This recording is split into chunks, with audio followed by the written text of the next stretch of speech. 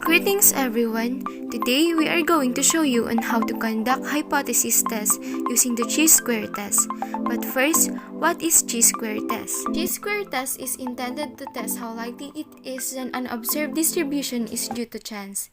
It is also called a goodness of fit statistic because it measures how well the observed distribution of data fits with the distribution that is expected if the variables are independent. Still don't understand it? Don't worry, we got some example that can help you. This is a table that show the grade 8 card holder and their respective color and gender.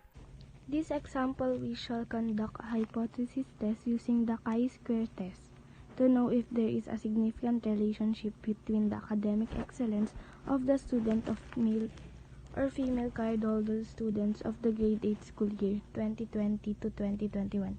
Using 0.05 level of significance. It's a table that show the grade 8 cardholder and their respective color of their card and gender. In the table, it shows 3 columns that consists of 3 color, yellow, blue, and white, based on the card. And while the 2 rows are consist of 2 gender, male and female. We gather the observed frequency based from the data we found and put it accordingly to their respective categories of gender and colors of the card. In order for us to find the total observed frequency of female, we add the white, blue, and yellow card by 4 white card plus 10 blue card plus 16 yellow card equal to 30 female who are card holder.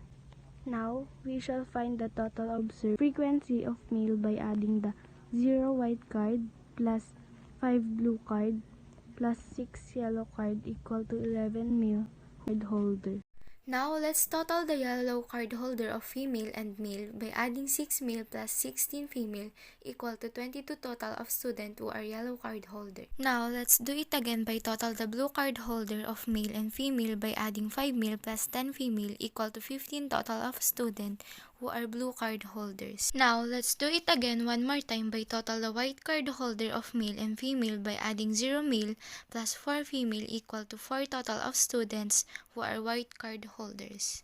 Lastly, let's total all of the 3 card holder, yellow, blue, and white by adding 22 yellow card holder plus 15 blue card holder plus 4 white card holder equal to 41 total card holder of grade 8. After we have total all of the observed frequency, now let's solve the problem by using the formula of expected frequency.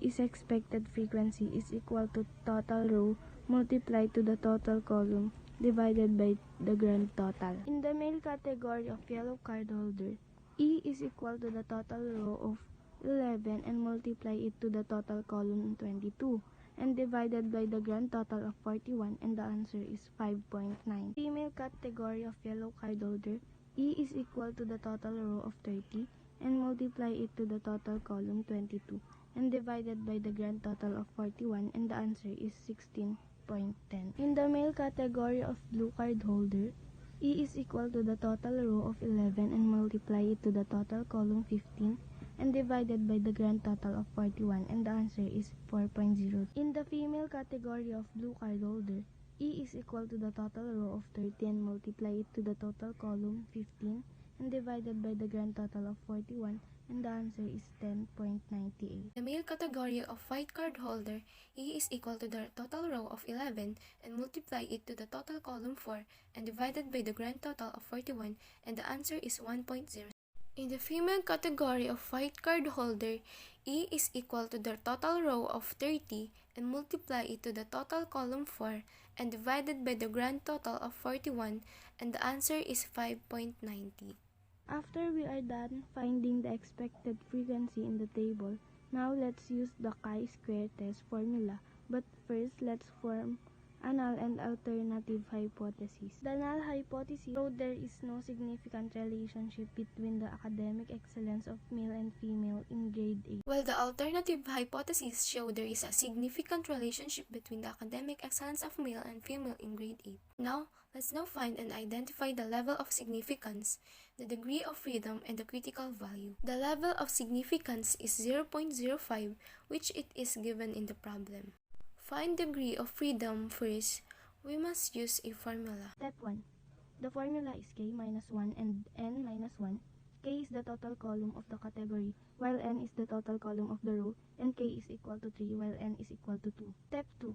Now let's find the critical value by the peak that is shown below, which is called the probability of exceeding the chi-square value in the chi-square distribution. First, find the level of significance in the table by finding the 0.05 and the degree of freedom, that is 2. The critical value is equal to 5.99. After finding the critical value, now let's find the chi-square by using the formula that is given below.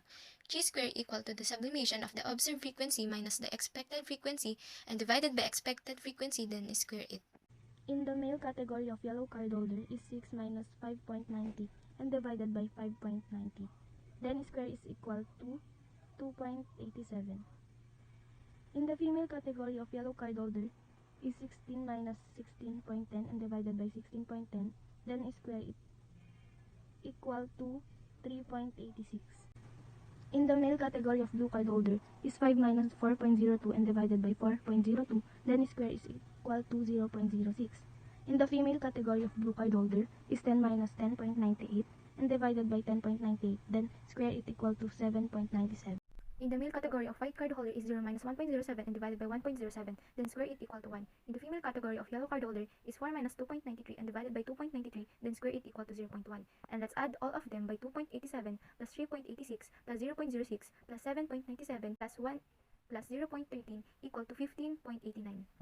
In the graph, the critical value is positive and negative 5.991 in the rejection region. In our graph, 15.89 is located in the rejection region, therefore our null alternative is not accepted. The fourth step or the final step show a conclusion which showed there is no significant relationship between the academic excellence of male and female of grade 8 students of OLPCC. This is the end of our presentation. Thank you for watching. Have a great day and God bless you all.